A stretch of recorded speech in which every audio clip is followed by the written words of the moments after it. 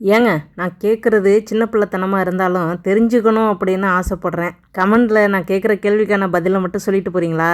நாய்க்குட்டிகளை மட்டும் இல்லைங்க, எல்லா ஜீவராசிகளையும் எனக்கு சின்ன வயசுலேருந்து ரொம்ப பிடிக்கும். அதுங்க என்ன செய்யுதுங்க, ஏன் செய்யுதுங்க, என்ன செய்ய போகுதுங்கன்றது முதற்கொண்டு என்னால் கணிக்க முடியும். இப்படி ஒரு உணர்வு நமக்கு மட்டும்தான் இருக்கா, இல்லை நம்மளை மாதிரி நிறைய பேர் இருக்காங்களா அப்படின்னு தெரிஞ்சுக்கிறத நான் ரொம்ப ஆர்வம் காட்டுவேன். அப்போ அரசு பள்ளியில் படிச்சுக்கிட்டு இருந்தேன்னா கால்நடை மருத்துவர்கிட்ட கோழி நாய்க்கு ஊசி போடும்போது உதவி செய்யறதுக்காக போய் நிற்பேன். வாரத்தில் ஒரு நாளில் 1 hour மட்டும். அப்போ தானே நம்ம கோழிகளுக்கு ஃப்ரீயாக ஊசி போடுவார். அப்போது அந்த டாக்டரு நீ என்ன ராசி அப்படின்னு கேட்டார்.